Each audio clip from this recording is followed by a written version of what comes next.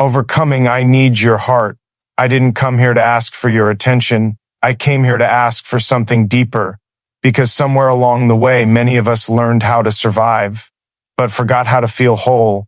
We say, I need your heart, not because we are weak, but because we are tired of being strong alone. We give love like oxygen, hoping someone will finally breathe us in and say, you matter, you're enough. But tonight, this isn't about needing someone to complete you. This is about overcoming the hunger for validation, the quiet begging inside the soul, the fear that without someone else's heart, our own won't beat strong enough. This is about standing in your truth with scars that didn't break you. They built you. And by the end of this, you won't be asking anyone for their heart, because you'll finally understand the power of your own. You say, I need your heart. And you think that sentence comes from love, but most of the time it comes from fear of being alone with your own thoughts, fear of silence, fear that if no one is holding you, you might disappear. We don't learn this fear overnight. It grows slowly. It grows when you give more than you receive and tell yourself it's fine. It grows when you stay quiet about what hurts because you don't want to be difficult. It grows when you confuse attachment with meaning. And one day you wake up and realize your happiness has a password and someone else is holding it. You didn't start needing someone's heart because you were empty. You started because you forgot how strong you were before you asked anyone to save you. There was a time when you stood on your own feet without applause, without reassurance, without someone promising to stay. Back then, you didn't need constant proof that you mattered. You just moved forward. But life has a way of grinding people down gently, not with explosions, but with repetition. Rejection here, silence there, a promise that fades, a goodbye that doesn't make sense. Over time, you stop trusting your own voice, and you start borrowing belief from others. Needing someone's heart feels noble. It feels romantic. It feels human. But dependence wears the mask of love while quietly draining your power. When you need someone to choose you in order to feel chosen by life, you are no longer standing beside them, you are kneeling, and kneeling changes how you see yourself. You start shrinking, NG your needs so they don't leave. You start accepting half-truths because the whole truth might cost you them. You start calling survival love because the alternative is facing yourself alone. There is a difference between wanting someone and needing someone. Wanting is free. Needing is heavy. Wanting says, I choose you. Needing says, I can't stand without you. And when another person become, I is your emotional oxygen. Every disagreement feels like suffocation. Every delay feels like abandonment. Every silence feels personal. You begin to panic, not because you are unloved, but because you've outsourced your sense of worth. You tell yourself, if they love me, I'll be okay. But that sentence hides a deeper wound. What you're really saying is, I don't trust myself to be okay alone. And T's not a failure, that's conditioning. We were taught to measure ourselves by reflection, by approval, by response. We were praised for being needed, not for being grounded. We were rewarded for being available, not for being whole. So when someone looks at you like you matter, you cling because it feels like proof that you exist. But here's the truth. People don't like to say out loud. If you add someone's heart to survive, you will accept conditions that slowly destroy you. You will tolerate disrespect disguised as honesty. You will endure emotional distance because at least they didn't leave. You will negotiate your boundaries like they're optional. And every time you do, something inside you goes quiet, not broken, quiet. And quiet is dangerous because you stop listening to yourself. The hardest part isn't letting go of someone else. The hardest part is letting go of the version of yourself who believed that love had to hurt to be real. That version learned to chase warmth instead of building fire. That version learned to beg internally while smiling externally. That version thought endurance was strength. But endurance without self-respect is just slow self-erasure. You need someone's heart to feel alive. You need your own heart back. You need to remember what it felt like before you measured your value by someone's availability, before your mood depended on their tone, before your confidence rose and fell with their attention. You didn't lose your power. You just handed it over piece by piece, hoping someone else would protect it better than you did. People ill say love means sacrifice, but they rarely tell you where sacrifice turns into abandonment of self. Love doesn't require you to disappear. Love doesn't ask you to constantly prove your worth. Love doesn't punish you with uncertainty. If you feel like you're always auditioning for someone's affection, that's not connection. That's insecurity wearing a crown. When you need someone's heart, you stop listening to your own warning. And GS, your body knows before your mind does. The tight chest, the restless sleep, the constant overthinking, the feeling of walking on emotional glass. These are not signs of passion. They are signs that you are betraying your inner balance to keep someone close. And every betrayal adds up. You may tell yourself that love is supposed to be hard, and yes, love requires effort, but effort is not the same as suffering. Effort is choosing to show up. Suffering is choosing to stay small. When love costs you your voice, your peace, and your dignity, the price is too high. No matter how beautiful the moments feel, there is a moment, quiet, uncomfortable, when you realize you've been asking someone else to fill a space only you can fill. No amount of affection from the outside can repair or relate. Ion ship you don't have with yourself. That's why even when they give you everything, it's never enough. Because the hunger isn't for them. It's for self-connection. Strength doesn't mean you stop caring. It means you stop begging. It means you stop tying your self-worth to someone else's ability to stay. It means you allow yourself to feel the fear of standing alone without immediately running back to what hurts just because it's familiar. Familiar pain feels safer than unfamiliar peace. But peace is where growth lives. You don't overcome I need your heart by becoming cold. You overcome it by becoming solid, by knowing that your value doesn't fluctuate with someone's feelings, by understanding that loneliness is survivable, but self-abandonment leaves scars, by realizing that if someone walks away when you stand up for yourself, they were benefiting from you staying down. There will be nights when you miss them, not because they were right for you, but because they were familiar. Memory has a way of editing out the damage and replaying only the warmth. In those moments, remind yourself why you started needing in the first place. Not because you were weak, but because you were tired of carrying everything alone. And remind yourself that learning to carry yourself is not punishment, it's preparation. You are allowed to want love. You are allowed to desire connection, but you are not required to collapse to earn it. The moment you stop saying, I need your heart, and start saying, I have my own, something shifts. Your posture changes. Your standards rise. Your fear loses its grip. You stop chasing and start choosing. Some people will leave when you no longer need them. Let them. They were attached to your dependence, not your depth. Others will stay, not because you begged, but because they recognize strength that doesn't demand permission. Real connection doesn't come from need. It comes from alignment. You don't have to harden yourself to be independent. You just to stop pouring all of yourself into places that only offer temporary shelter. Build something inside you that doesn't collapse when someone changes their mind. Build a sense of worth that doesn't need constant confirmation. Build a life where love is an addition, not a requirement for survival.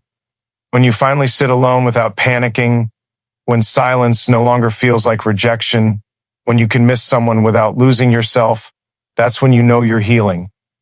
Not because the world changed, but because you did. And in that space, love stops being something you chase and becomes something you recognize. You don't notice the weight at first. That's how emotional dependence works. It doesn't arrive loudly. It doesn't announce itself.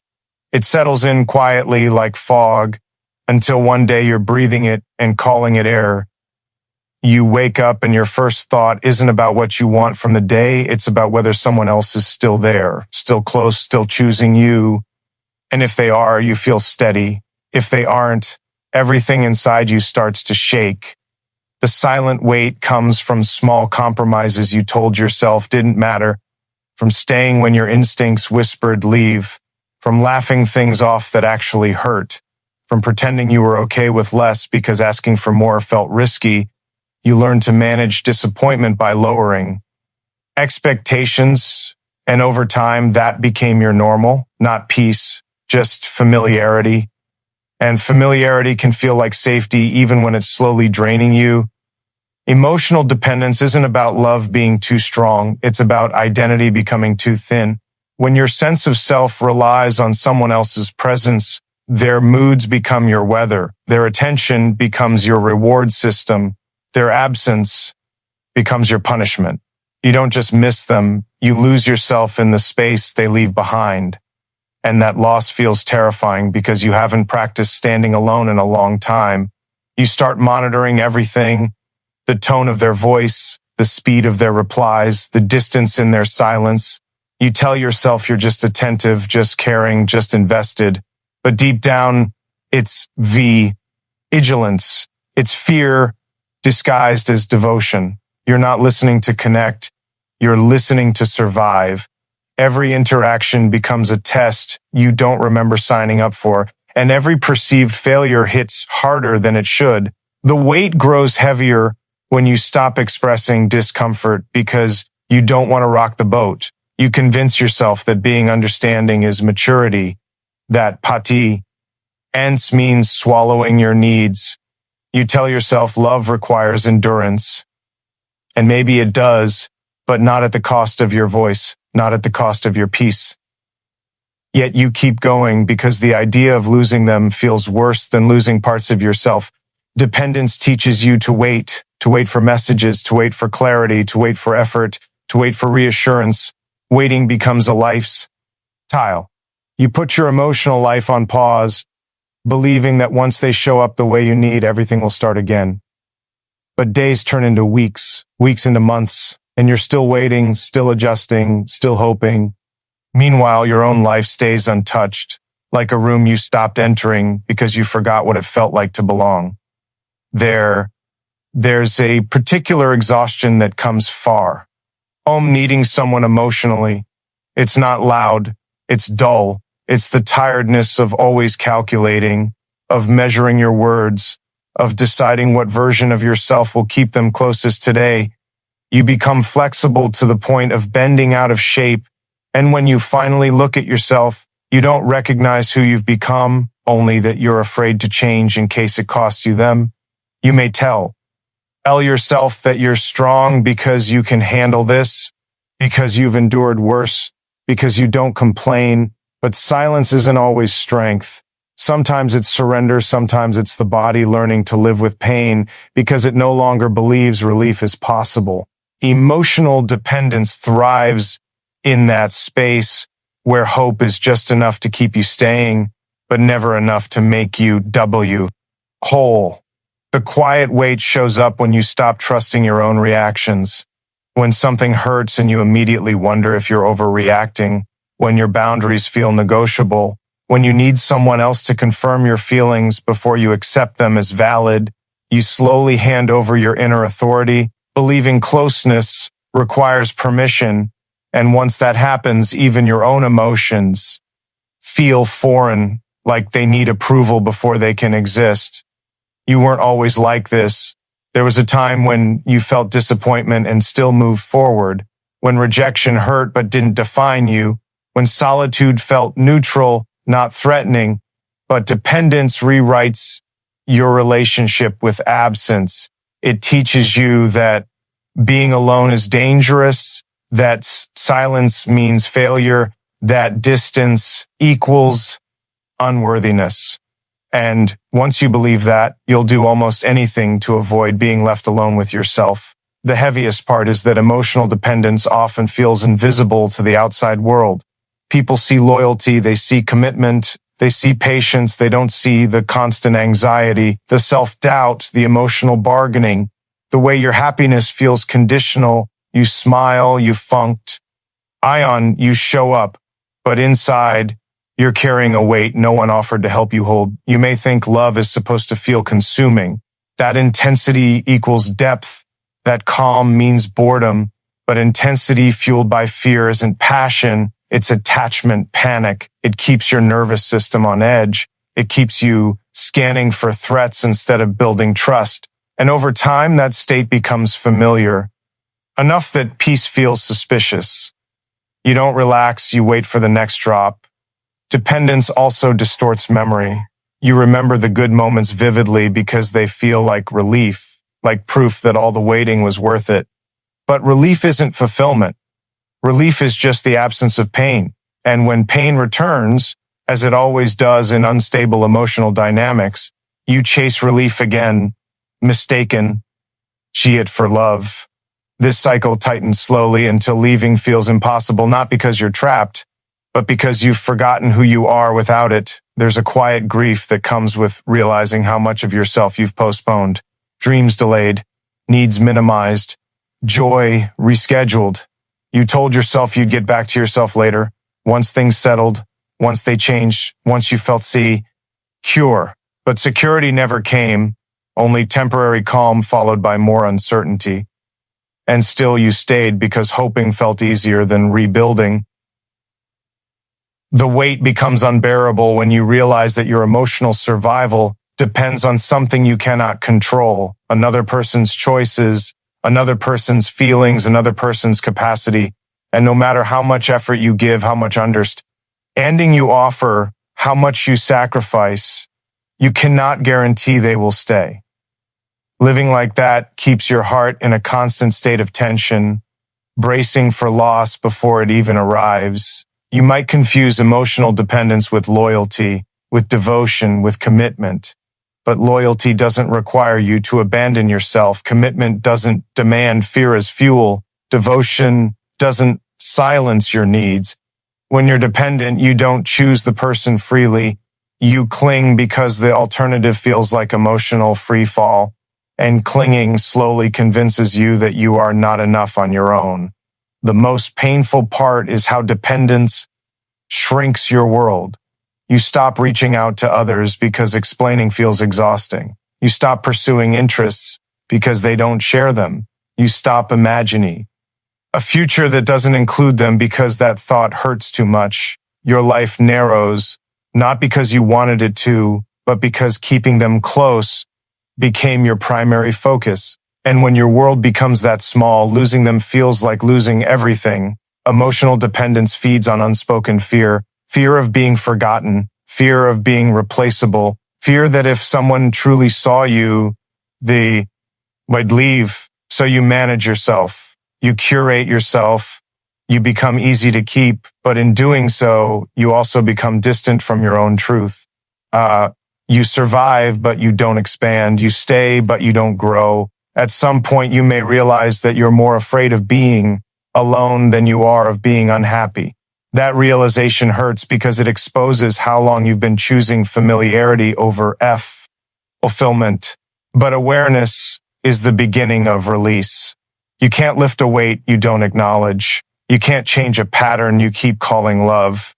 Letting go of emotional dependence doesn't mean rejecting connection. It means restoring balance. It means learning to self-soothe instead of self-abandon. It means allowing discomfort without immediately reaching for someone else to fix it. It may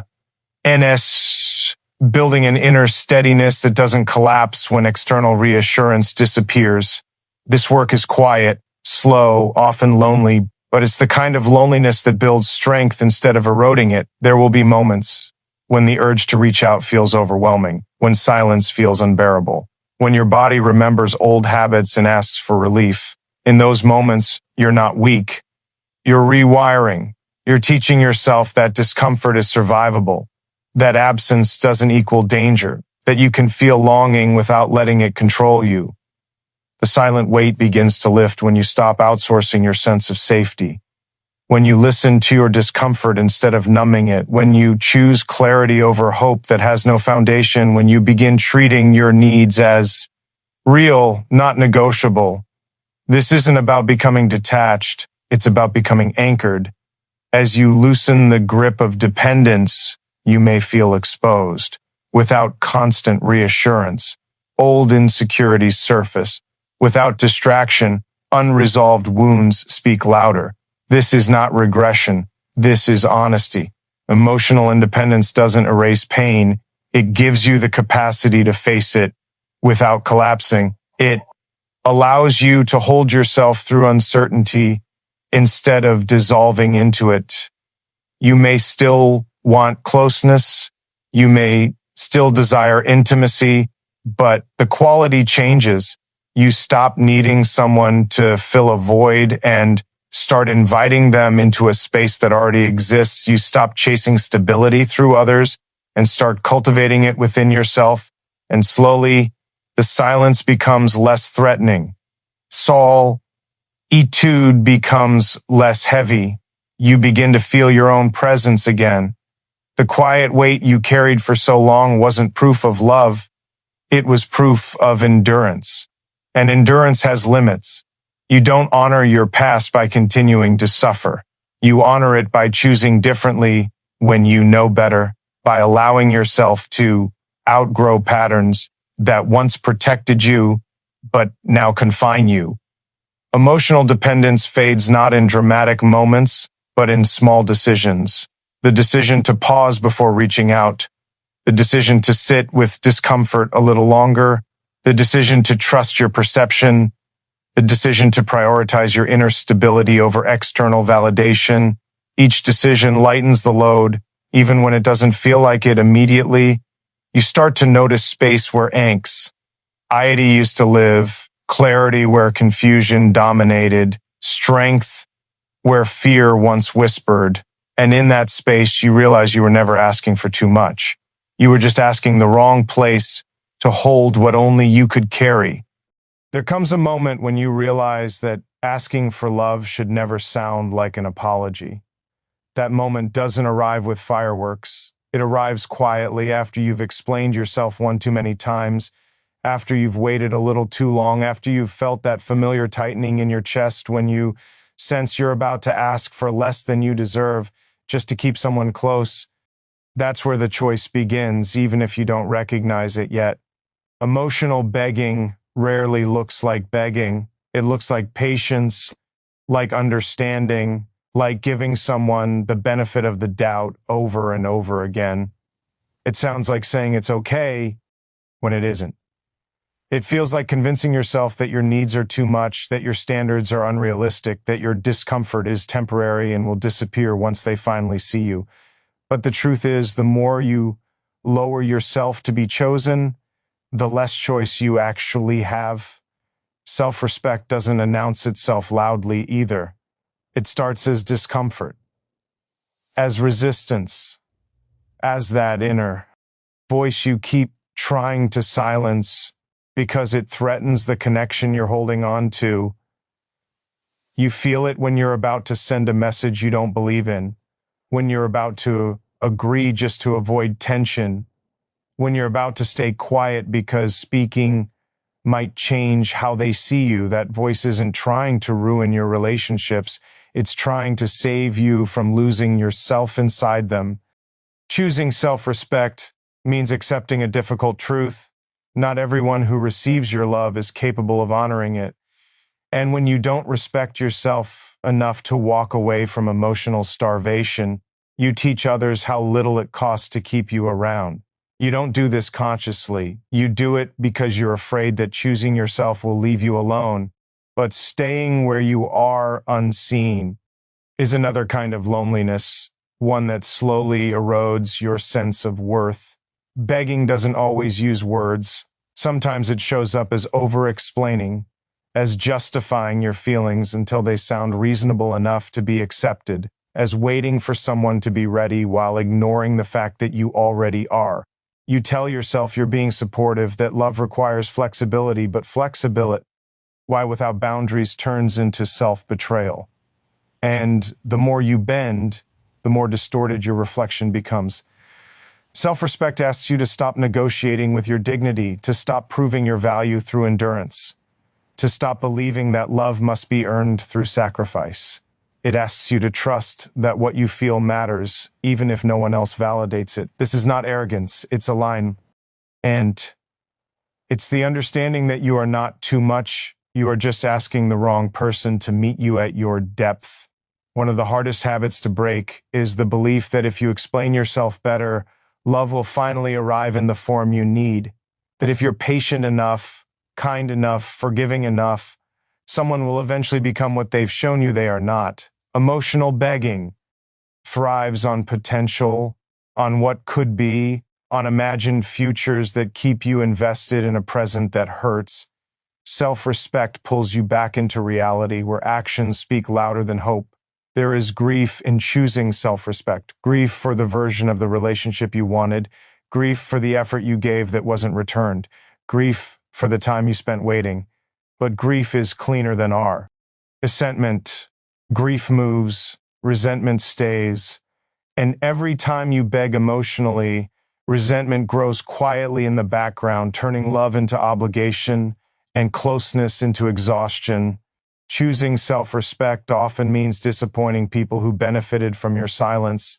It means becoming unfamiliar to those who were comfortable with you being easy to keep. When you stop overgiving, stop chasing stop adjusting, some people will feel that loss sharply, not because you hurt them, but because you are no longer offering yourself at a discount. And their reaction is not your responsibility. There is a strength in walking away that doesn't look dramatic. It looks calm. It looks steady. It looks like deciding not to respond immediately, like choosing rest over rumination, like saying no without a long explanation, like letting someone misunderstand you because you no longer need their approval to feel secure. This kind of strength isn't aggressive. It's grounded.